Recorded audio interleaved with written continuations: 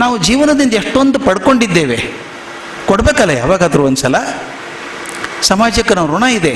ಅದಕ್ಕೆ ವಿವೇಕಾನಂದರು ಭಾಳ ಚಂದ ಹೇಳ್ತಾರೆ, I call that man a traitor who having been educated at the expense of society does not pay heed to it.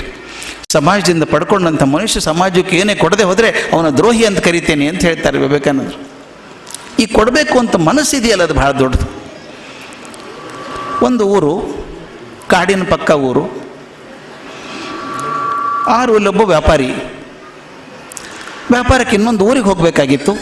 ಕಾಡಿನ ಮೂಲಕನೇ ಹೋಗ್ಬೇಕು ಅವನು. ಹೊರಟ ಅವನು ಸ್ವಲ್ಪ ಹೆದರಿಕೆ ಏನು ಅಂದರೆ, ಕೈಯಲ್ಲಿ ಸ್ವಲ್ಪ ದುಡ್ಡಿದೆ, ತುಂಬ ದುಡ್ಡಿದೆ.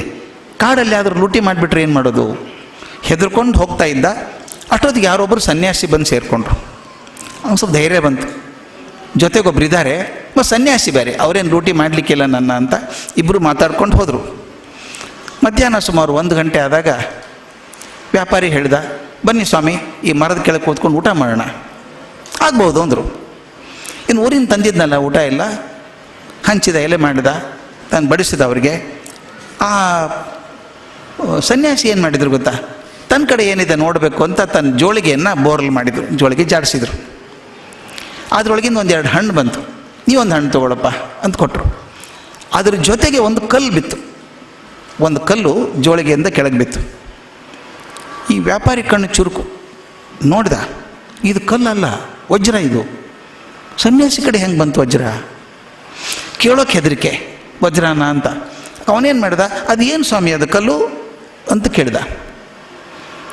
ಅವ್ರೆದ್ರು ಏನೋಪ್ಪ ಗೊತ್ತಾಗಲಿಲ್ಲ, ನನ್ನ ಬ್ಯಾಗಲ್ಲಿ ಹೆಂಗೆ ಬಂತೋ ಗೊತ್ತಿಲ್ಲ, ಜೋಳಿಗೆಯಲ್ಲಿ ಬಂದಿದೆ, ಬೇಕಾ ನಿನಗೆ ತಗೋ ಅಂತ ಕೊಟ್ಬಿಟ್ರು. ಇವನು ಕಲ್ಪನೆ ಕೂಡ ಮಾಡಿರಲಿಲ್ಲ ವಜ್ರ ಕೊಡ್ತಾರೆ ಅಂತ. ಇಷ್ಟು ದೊಡ್ಡ ವಜ್ರ ಕೊಟ್ಬಿಟ್ರು. ಊರಿಗೆ ಬಂದ, ಅದನ್ನು ಕತ್ತರಿ ಸಣ್ಣ ಸಣ್ಣ ತುಂಡು ಮಾಡಿ 100 ಕೋಟಿ ರೂಪಾಯಿ ಬಂತದ್ರಿಂದ. ಭಾರಿ ಶ್ರೀಮಂತ ಅದ. ಆದರೆ ಮನಸ್ಸಲ್ಲಿ ಕೊರಿತಾ ಇತ್ತು ಅವನಿಗೆ. ಆ ಸನ್ಯಾಸಿ ಏನೂ ಕೇಳದೆ ತನ್ನಲ್ಲಿರುವಂಥ ವಜ್ರ ಕೊಟ್ಬಿಟ್ರಲ್ಲ, ಅವರು ಯಾರು ಅಂತ ಕೇಳಲಿಲ್ಲ, ಒಂದು ಧನ್ಯವಾದ ಹೇಳಲಿಲ್ಲ ಅವರಿಗೆ. ತನ್ನ ಶಿಷ್ಯರಿಗೆ ಹೇಳಿದ, ಇಂಥ ಸನ್ಯಾಸಿ ಕಂಡ್ರೆ ದಯವಿಟ್ಟು ಹೇಳಿ ನನಗೆ ಅಂತ. 1-2-3 ವರ್ಷ ಆದಮೇಲೆ ಇವ್ರ ಶಿಷ್ಯ ಓಡಿ ಬಂದ, ಸ್ವಾಮಿ ಆ ಸನ್ಯಾಸಿ ಮತ್ತೆ ಕಾಡಲ್ಲಿ ಹೋಗ್ತಾ ಇದ್ದಾರೆ ನಡ್ಕೊಂಡು ಅಂತ. ಈತ ಓಡಿ ಹೋಗಿ ಹಿಡ್ದ ಅವ್ರನ್ನ.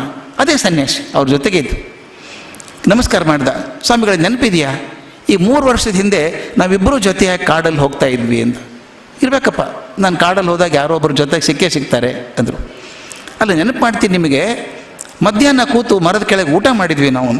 ಹೌದಾ, ಪ್ರತಿ ಸಲ ಹಾಗೆ ಆಗತ್ತೆ, ಯಾರೋ ಒಬ್ರು ಇರ್ತಾರಲ್ಲ ಅವ್ರ ಜೊತೆ ಊಟ ಮಾಡ್ತೀನಿ ಅಂದರು. ಇನ್ನೊಂದು ನೆನಪು ಮಾಡಿಕೊಡ್ತೀನಿ ಸ್ವಾಮಿ, ನಿಮ್ಮ ನೆನಪಾಗ್ತಾ ಇಲ್ಲ. ನನ್ನ ವಿಶೇಷ ಏನು ಅಂದರೆ, ನಾವು ಊಟ ಕೂತ್ಕೊಂಡಾಗ ನಿಮ್ಮ ಜೋಳಿಗೆಯನ್ನು ಜಾಡಿಸಿದಾಗ ಒಂದು ಕಲ್ಲು ಬಿದ್ದಿತ್ತು ಜೋಳಿಗೆಯಲ್ಲಿ. ಅದೇನು ಅಂದಾಗ ನಾನು ಕೊಟ್ಬಿಟ್ರಿ, ನೀವು ನೆನಪಿದೆಯಾ ನಿಮಗೆ ಅಂತ. ಹೌದಾ, ಕಲ್ಲು ಕೊಟ್ಬಿಟ್ನಾ? ನೆನಪಿಲ್ಲಪ್ಪ, ನೋಡ್ತೀನಿ ಇರು, ಇನ್ನೊಂದಿದ್ರೆ ಕೊಟ್ಬಿಡ್ತೀನಿ ಅಂದರು. ಆಗ ಅವನು ಹೇಳ್ದ, ಸ್ವಾಮಿ ದಯವಿಟ್ಟು ನಾನು ಕಲ್ಲು ಕೊಡಬೇಡಿ, ಕಂಡ ತಕ್ಷಣ ಕೇಳಲಾರದೆ ಕೊಡುವಂಥ ಮನಸ್ಸಿದೆಯಲ್ಲ, ಮನಸ್ಸು ಕೊಡಿ ಸಾಕು ನನಗೆ ಅಂತ. ಕಲ್ಲು ಕೊಡೋದು ಬೇಡ. ಯಾಕೆ ಹೇಳ್ತಿದ್ದೀನಿ ಅಂದರೆ, ನಮ್ಮಲ್ಲಿ ಸಾಕಷ್ಟು ಜನ ಸಾಕಷ್ಟು ದುಡ್ಡು ಇರೋರು ಇದ್ದಾರೆ, ಜ್ಞಾನ ಇರೋರಿದ್ದಾರೆ, ತಿಳುವಳಿಕೆ ಇರೋರಿದ್ದಾರೆ. ತಮ್ಮಲ್ಲಿ ಇರೋದನ್ನು ಹಂಚಬೇಕು ಜನಕ್ಕೆ. ಹಂಚದೆ ಹೋದರೆ ಅದು ವ್ಯರ್ಥ ಆಗಿ ಹೋಗ್ತದೆ. ಇದು ಬಹಳ ಮುಖ್ಯ. ನಾನು ಇವತ್ತು ಮಾತಾಡೋದು, ನಾವೇನಾದರೂ ಸಮಾಜಕ್ಕೆ ಕೊಡಬೇಕು ಅಂದ ತಕ್ಷಣ ನಮ್ಮ ಮನಸ್ಸಿಗೆ ಬರೋ ದುಡ್ಡು ಬರ್ತದೆ, ಹಣ ಕೊಡಬೇಕು. ನಮ್ಮ ಕಡೆ ದುಡ್ಡಿಲ್ಲ ಸರ್, ಏನು ಕೊಡೋದು ನಾವು? ನಮ್ಮ ಕಡೆ ದುಡ್ಡಿಲ್ಲ, ಏನು ಕೊಡೋದು? ಇವತ್ತು ನಾನು ದುಡ್ಡಿನ ವಿಷಯ ಮಾತೇ ಆಡೋಲ್ಲ. ದುಡ್ಡನ್ನು ಬಿಟ್ಟು ಏನೇನು ಕೊಡಬಹುದು, ನಮ್ಮ ಕಡೆ ಎಲ್ಲರೂ ಕೊಡುವಂಥ ವಸ್ತುಗಳು ನಮ್ಮ ಕಡೆ ಇದ್ದಾವೆ, ಅದನ್ನು ಕೊಡದೇ ಇಟ್ಕೊಂಡಿದ್ದೀವಿ. ಅದನ್ನು ಕೊಡೋ ಮನಸ್ಸು ಮಾಡಬೇಕು. ಅದನ್ನು ಕೊಟ್ಟಾಗ ನಾವು ದೊಡ್ಡವರಾಗ್ತೀವಿ.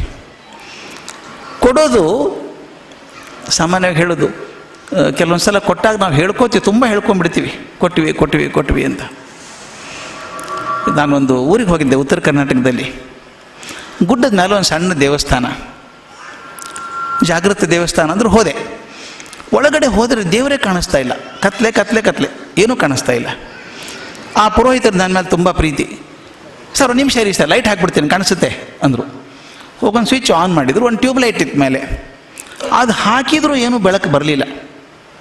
ಯಾಕೆ ಅಂದರೆ ಆ ಟ್ಯೂಬ್ಲೈಟ್ ಮೇಲೆ ಕೆಂಪು ಮಸಿಯಿಂದ ಬರೆದಿದ್ದಾರೆ ಪೇಂಟಿಂದ, ಇಂಥವ್ರ ಮೊಮ್ಮಗ, ಇಂಥವ್ರ ಮಗ, ಇಂಥವ್ರ ಜ್ಞಾಪಕಕ್ಕೋಸ್ಕರ ಕೊಟ್ಟಂಥ ಟ್ಯೂಬ್ಲೈಟು ಅಂತ ಬರೆದಿದ್ದಾರೆ.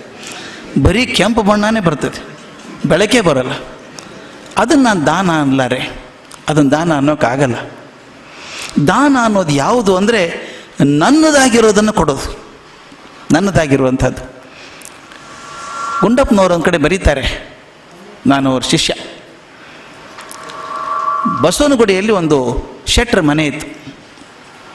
ದೊಡ್ಡವರು, ಸಾಕಷ್ಟು ಜನಕ್ಕೆ ಸಹಾಯ ಮಾಡಿದವರು, ಲಕ್ಷಾಂತರ ರೂಪಾಯಿ ಸಂಸ್ಥೆಗಳಿಗೆ ಕೊಟ್ಟಂಥ ಶೆಟ್ರು. ಅವ್ರಿಗಾಗಲೇ ಸುಮಾರು 78 ವರ್ಷ, ಅವ್ರ ಹೆಂಡತಿಗೆ 75 ವರ್ಷ. ಮನೆ ತುಂಬ ಸಂಸಾರ, 3 ಜನ ಗಂಡ್ಮಕ್ಳು, 3 ಸೊಸೆಂದರು, ಮೊಮ್ಮಕ್ಕಳೆಲ್ಲ ಇದ್ದಾರೆ. ಆದರೆ ಅಜ್ಜಿ ಹಠ ಏನು ಅಂದರೆ ತಾನೇ ಅಡುಗೆ ಮಾಡಬೇಕು ದಿನ. ಬೇಡ, ಅಡುಗೆಯವ್ರನ್ನ ಇಟ್ಕೊಳ್ಳೋಣ, ಬೇಕಾದಷ್ಟು ದೇವ್ರು ಕೊಟ್ಟಿದ್ದಾನೆ, ಇಲ್ಲ ನಾನೇ ಮಾಡ್ತೀನಿ. ನಿಮ್ಮ ಮನೆ ನೋಡಿರ್ಬೇಕು, ಹಿರಿಯರು ಇರ್ತಾರೆ, ತಾವೇ ಮಾಡಬೇಕು. ಅಜ್ಜಿ ತಾನೇ ಅಡುಗೆ ಮಾಡಬೇಕು. ಮಾಡಿ ತನ್ನ ಮಕ್ಕಳಿಗೆ, ಗಂಡನಿಗೆ, ಸೊಸೆಂದರಿಗೆ ಊಟ ಬಡಿಸ್ಬೇಕು.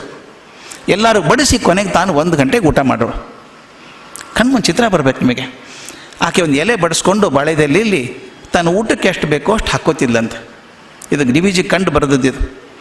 ತನ್ನ ಎಲೆಯಲ್ಲಿ ಹಾಕ್ಕೊಂಡು ಒಂದು ತಟ್ಟೆ ಇಟ್ಕೋಬೇಕು. ತನ್ನ ಎಲೆಯಲ್ಲಿ ಏನು ಬಡಿಸ್ಕೊಂಡಿದ್ಲಲ್ಲ ಅದರಲ್ಲೇ ಒಂದೊಂದು ಚೂರು ಚೂರು ಚೂರು ಚೂರು ತೆಗಿಬೇಕು. ಆ ತಟ್ಟೆಯಲ್ಲಿ ತೊಗೊಂಡು ಹೊರಗಡೆ ಹೋದಾಗ ದಿನ ಕೊಡ್ತಾರೆ ಅಂತ ಗೊತ್ತು, ಯಾರು ಭಿಕ್ಷುವರು ಇದ್ದೇ ಇರ್ತಿದ್ರು, ಅವ್ರಿಗೆ ಕೊಟ್ಟು ಬರಬೇಕು. ಮನೆಯಲ್ಲಿ ದಿನ ತಕರಾರಾಗೋದು. ಗಂಡ ಹೇಳ್ಬೇಕು, ಯಾಕೆ ಕೊಡ್ತೀಯಾ, ಎಲೆಯಲ್ಲಿ ಹಾಕ್ಕೊಂಡಿದ್ದು ಯಾಕೆ ಕೊಡ್ತೀಯ ನೀನು, ಅಲ್ಲಿ ಇದೆಯಲ್ಲ ಬೇಕಾದಷ್ಟು ಅನ್ನ ಇದೆ, ಹುಳಿ ಇದೆ, ಎಲ್ಲ ಕೊಡು, ಏನು ತೊಂದರೆ ಇಲ್ಲ ಅಂತ. ಆಕೆ ತನ್ನ ಎಲೆಯಲ್ಲಿ ಬಡಿಸ್ಕೊಂಡಿದ್ದೇ ಕೊಡ್ತಾ ಇದ್ರಂತೆ. ಯಾಕೆ ಅಂತ ಕೇಳಿದಾಗ ಆಕೆ ಉತ್ತರ ಇಷ್ಟು ಚೆನ್ನಾಗಿದೆ ಸ್ನೇಹಿತರೆ. ಅಕ್ಕಿ, ಬೇಳೆ, ಅಡುಗೆ ಸಾಮಾನೆಲ್ಲ ನೀವು ಗಳಿಸಿದ್ದು, ನೀವು ವ್ಯಾಪಾರದಿಂದ ಗಳಿಸಿದ್ದು, ನಂದಲ್ಲ ಗಳಿಕೆ ಅದು. ನಾನು ಅಡುಗೆ ಮಾಡಿದ್ನಲ್ಲ, ನಾನು ಎಲೆಗೆ ಬಡಿಸ್ಕೊಂಡಲ್ಲ, ನಾನು ಮಾಡಿದಂಥ ಪ್ರಯತ್ನಕ್ಕೆ ಫಲವಾಗಿ ಸಿಕ್ಕಂಥದ್ದು ಇದು ನಂದು, ನನ್ನ ಶ್ರಮಕ್ಕೆ ಸಿಕ್ಕಂಥದ್ದು ಅನ್ನ ಇದು. ಇದರಲ್ಲಿ ಇದು ಕೊಟ್ಟರೆ ನನ್ನ ದಾನ ಹೊರತಾಗಿ ಉಳಿದದ್ದು ಕೊಟ್ಟರೆ ಅಲ್ಲ. ಡಿ ವಿ ಜಿ ಹೇಳ್ತಾರೆ, ನನ್ನ ಜ್ಞಾನದ ಡೆಫಿನೇಷನ್ನೇ ಬದಲಾಗಿ ಹೋಯ್ತು ಅವತ್ತು ನೋಡಿದ ಮೇಲೆ ಅಂತ. ನನ್ನದಾದದ್ದನ್ನು ಕೊಡಬೇಕಾಗ್ತದೆ. ಹಾಗಾದ್ರೆ ಯಾವುದನ್ನು ಕೊಡಬೇಕು, ನನ್ನದಾದದ್ದನ್ನು? ಇನ್ನೊಂದು ಹೇಳ್ತೀನಿ ನಾನು, ದಯವಿಟ್ಟು ವಿಚಾರ ಮಾಡಿ. ನಾನು ಇವತ್ತು ಮಾತಾಡೋದು ಹಣದ ಬಗ್ಗೆ ಮಾತಾಡೋದಿಲ್ಲ ಅಂತ ಹೇಳಿದೆ. ನಾನು ಒಂದು ನಗೆ ಕೊಡೋಕ್ಕೆ ಸಾಧ್ಯ ಇಲ್ವಾ ಸ್ವಾಮಿ? ಒಂದು ಒಳ್ಳೆ ಮಾತು ಕೊಡೋಕ್ಕೆ ಸಾಧ್ಯ ಇಲ್ವಾ? ಕೆಲವ್ರು ನೋಡ್ಬೇಕು, ನಾನು ಬೆಳಗ್ಗೆ ವಾಕಿಂಗ್ ಹೋದಾಗ ನೋಡ್ತಿರ್ತೀನಿ, ಹೋದಾಗ ಸಾದಿಯಲ್ಲಿ ಬೇಕಾಷ್ಟು ಜನ ಸಿಗ್ತಾರೆ. ನಮಸ್ಕಾರ, ಹೇಗಿದ್ದೀರಿ ಅಂತ ಕೇಳೋದು ಅಭ್ಯಾಸ ಅಲ್ವಾ? ಸಾಮಾನ್ಯವಾಗಿ ಏನು ಮಾಡ್ತಾರೆ, ಚೆನ್ನಾಗಿದ್ದೀವಿ, ನೀವು ಹೇಗಿದ್ದೀರಿ ಸರ್, ಚೆನ್ನಾಗಿದ್ದೀರಾ ಅಂತ ಕೇಳ್ತಾರೆ, ಅದು ಪದ್ಧತಿ. ಇನ್ನು ಕೆಲವರು ಇರ್ತಾರೆ, ಅದು ಮ್ಯಾನುಫ್ಯಾಕ್ಚರಿಂಗ್ ಡಿಫೆಕ್ಟ್ ಅಂತ ಕರಿತೀನಿ ನಾನು. ನಗೋಕೆ ಬರಲ್ಲ ರೀ, ಅದು ಏನು ಪಾಪನೋ ಏನು ಕಷ್ಟನೋ ಗೊತ್ತಾಗಲ್ಲ, ನಗೋದೇ ಸಾಧ್ಯ ಇಲ್ಲ. ಗಂಟು ಮುಖ ಹಾಕ್ಕೊಂಡು ಕ್ವಶನ್ ಮಾರ್ಕ್ ಹಂಗೆ ಇರ್ತಾರೆ. ಹೇಗಿದ್ದೀರಿ ಅಂತ ಕೇಳಿದರೆ ಸಂತೋಷವಾಗಿ ಹೇಳೋದಿಲ್ಲ, ಏನೋಪ್ಪ ಹಿಂಗಿದ್ದೀನಿ ಅಂತ. ಅವ್ರು ಹೇಳೋದು ನೋಡಿದ್ರೆ ಯಾಕಿದ್ದೀರಿ ಅಂತ ಕೇಳಬೇಕು ಅನ್ಸುತ್ತೆ ಅಲ್ವಾ? ನಾನೇನು ಡಾಕ್ಟ್ರ, ನಾಡಿ ಹಿಡಿದು ಏನಾಗಿದೆ ಅಂತ ಕೇಳ್ತಾ ಇದ್ದೀನ? ದಾರಿಯಲ್ಲಿ ಹೋಗಿ ನಮಸ್ಕಾರ, ಹೇಗಿದ್ದೀರಿ, ಚೆನ್ನಾಗಿದ್ದೀರಿ, ನೀವು ಚೆನ್ನಾಗಿದ್ದೀರಾ ಅಂತ ಹೇಳೋದು ಪದ್ಧತಿ. ಅದು ಕೂಡ ಹೇಳಲ್ಲ. ಅದಕ್ಕೆ ಬಸವಣ್ಣವ್ರು ಹೇಳ್ತಾರೆ, ಮನೆಗೆ ಬಂದಾಗ ಏನು ಬಂದಿರಿ, ಹದುಳವಿದ್ದೀರಿ, ಏನಿದ್ದೀರಪ್ಪ, ಬನ್ನಿ ಮನೇಲಿ ಕೂತ್ಕೊಳ್ಳಿದ್ದೀನಿ, ಎಲ್ಲ ಕುಸಿದು ಹೋಗುತ್ತಾ? ಒಂದು ಒಳ್ಳೆ ಮಾತು, ಒಂದು ಒಳ್ಳೆ ಪ್ರೀತಿ ಮಾತು ಬೇಡವಾ? ಒಂದು ನಗೆ, ಏನು ಬೇಕಾಗಿಲ್ಲ ಜನಕ್ಕೆ. ನಾನು ಇಂಗ್ಲೆಂಡಲ್ಲಿದ್ದಾಗ ಒಬ್ಬರು WB ಯೇಟ್ಸ್ ಅಂತಿದ್ದಾರೆ, ದೊಡ್ಡ ಬರಹಗಾರ, ದೊಡ್ಡ ಬರಹಗಾರ. ಆತನ ಬಯೋಗ್ರಫಿ ಓದ್ತಾ ಇದ್ದೆ ನಾನು. ಇಂಗ್ಲೆಂಡಲ್ಲಿ ಯಾವುದೋ ಯೂನಿವರ್ಸಿಟಿಯಲ್ಲಿ ಪಾಠ ಮಾಡ್ತಿದ್ದೆ, ಅವರೊಂದು ಪುಸ್ತಕ ಕೊಟ್ಟರು, ಓದ್ತಾ ಇದ್ದೆ. ಘಟನೆ ನನ್ನ ಅಲಗಾಡಿಸ್ಬಿಡ್ತು. ಲಂಡನ್ನಲ್ಲಿ ಒಂದು ಓಣಿಯಲ್ಲಿ WB ಯೇಟ್ಸ್ ಇದ್ದ, ಬಹುದೊಡ್ಡ ಬರಹಗಾರ, ಪ್ರಪಂಚ ಮೆಚ್ಚಿದಂಥವನು. ಅವನ ಮನೇಲಿ ಕೂತ್ಕೊಂಡು 4 ಗಂಟೆಗೇನೋ ಬರೀತಾ ಇದ್ದ ಸಾಯಂಕಾಲ. ಬಾಗಿಲು ಸಪ್ಪಳಾಯಿತು. ಇಂಗ್ಲೆಂಡಲ್ಲಿ ಹೇಳದೆ ಕೇಳದೆ ಯಾರೂ ಮನೆಗೆ ಬರಲ್ಲ. ಮಗ ಕೂಡ ಅಪ್ಪನ ಭೇಟಿ ಆಗಬೇಕಾದ್ರೆ ಅಪಾಯಿಂಟ್ಮೆಂಟ್ ತೊಗೊಂಡೇ ಬರಬೇಕು. ಈತ ಅಂದ್ಕೊಂಡು 4 ಗಂಟೆಗೆ ಯಾರ್ದು ಅಪಾಯಿಂಟ್ಮೆಂಟ್ ಕೊಟ್ಟಿಲ್ಲ, ಯಾರು ಬಂದಿರಬೇಕು? ಬಾಗಿಲು ಸದ್ದಾಯ್ತಲ್ಲ ಅಂತ ಬಾಗಿಲು ತೆಗೆದ್ರು. ಒಬ್ಬರು ವಯಸ್ಸಾದ ಮನುಷ್ಯ ನಿಂತಿದ್ದಾರೆ, ಕಣ್ಣೆಲ್ಲ ಕೆಂಪಾಗಿದೆ.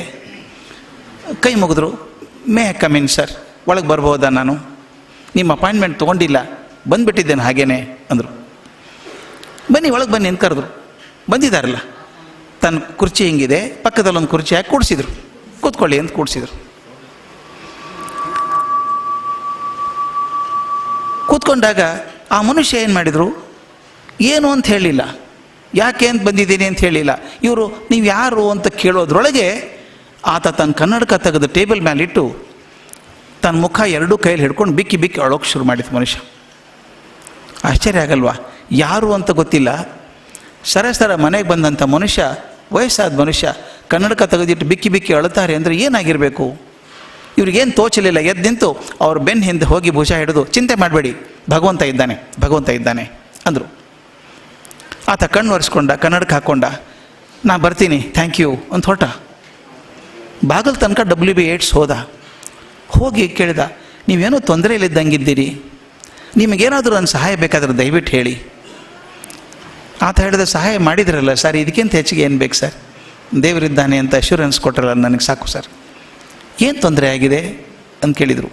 ಆತ ಹೇಳಿದ, ಇದೇ ರಸ್ತೆಯಲ್ಲಿ ಕೊನೆ ಮನೆಯಲ್ಲಿ ನಾನು ಇರ್ತೀನಿ ಸರ್, ನನ್ನ ಪರಿಚಯ ನಿಮಗೆ ಖಂಡಿತವಾಗೂ ಇಲ್ಲ, ಆದರೆ ನಿಮ್ಮ ಪರಿಚಯ ಯಾರಿಗಿಲ್ಲ. ದಿನ ಬೆಳಗ್ಗೆ ವಾಕಿಂಗಲ್ಲಿ ನೋಡ್ತಾ ಇದ್ದೆ ನಿಮ್ಮನ್ನು, ನಾನು ನನ್ನ ಹೆಂಡತಿ ಇಬ್ಬರೇ ಇರ್ತೀವಿ ಆ ಮನೇಲಿ. ನನ್ನ ಮಗಳು, ಒಬ್ಬಳೇ ಮಗಳು, ನ್ಯೂಜಿಲೆಂಡಲ್ಲಿದ್ದಾಳೆ. ಆಕೆ ನೋಡೋದಕ್ಕೆ ನನ್ನ ಹೆಂಡತಿ ಹೋಗಿದ್ದಾಳೆ, ಒಂದು 8 ದಿವಸ ಆಯಿತು. ಈಗ ಬೆಳಗ್ಗೆ 7 ಗಂಟೆಗೆ ನನಗೆ ಫೋನ್ ಬಂತು, ಸರ್ ನನ್ನ ಮಗಳು ಕಾರ್ ಆಕ್ಸಿಡೆಂಟಲ್ಲಿ ಸತ್ತೋದ್ಲು, ಒಬ್ಬಳೇ ಮಗಳು. ನಾನು ಹೆಂಗೆ ಹೋಗಲಿ ನ್ಯೂಜಿಲೆಂಡಿಗೆ? ನನ್ನ ಟಿಕೆಟ್ ನಾಳೆ ಬೆಳಗಿನವರೆಗೂ ಟಿಕೆಟ್ ಇಲ್ಲ ನನಗೆ, ನಾಳೆ ಹೋಗಬೇಕು. ನಾನು ಯಾರ ಹತ್ರ ದುಃಖ ಹಿಡ್ಕೊಳ್ಳಿ ತೋಚ್ತಾ ಇಲ್ಲ, ಪ್ರೆಷರ್ ಕುಕ್ಕರ್ ಥರ ಆಗಿಬಿಟ್ಟಿದ್ದೀನಿ. ನನ್ನ ಹೆಂಡತಿ ಒಬ್ಬಳೇ ಒದ್ದಾಡ್ತಾ ಇದ್ದಾಳೆ, ಏನು ಮಾಡಬೇಕು ಅಂತಾಳೆ, ನನಗೆ ಹೋಗೋಕ್ಕಾಗಲ್ಲ, ನಾಳೆ ಬೆಳಗ್ಗೆ ಹೊರಡ್ಬೇಕು. ನಾನು ಯಾರ ಹತ್ರ ಹೇಳ್ಕೊಳ್ಳಿ ಸರ್? ದುಃಖ ತುಂಬಿ ಬಂದಿತ್ತು, ನಿಮ್ಮ ನೆನಪಾಯಿತು, ನೀವು ಇದ್ದೀರಲ್ಲ ಒಂದು ಹೇಳ್ಕೋಬೇಕು ಅಂತ ಬಂದೆ ಸರ್. ಇವ್ರು ಹೆಗಲ ಮೇಲೆ ಕೈ ಇಟ್ಟು, ಚಿಂತೆ ಮಾಡಬೇಡಿ ಎಲ್ಲ ಸರಿ ಆಗ್ತದೆ ಅಂತ ಹೇಳಿ ಕಳಿಸಿದರು. WB8 ಬರೀತಾನೆ ತನ್ನ ಡೈರಿಯಲ್ಲಿ, ನಿಮ್ಮ ಮನೆಗೆ ಜನ ಬಂದಾಗ ನಿಮ್ಮ ಕಡೆ ಸಹಾಯಕ್ಕೆ ಬರ್ತಾರಲ್ಲ, ಎಲ್ಲರೂ ಏನೋ ಕೇಳೋಕೆ ಬರಲ್ಲ, ಅವರಿಗೆ ಅಳೋದಕ್ಕೊಂದು ಭುಜ ಬೇಕು, ಅಷ್ಟಿದ್ರೆ ಸಾಕು.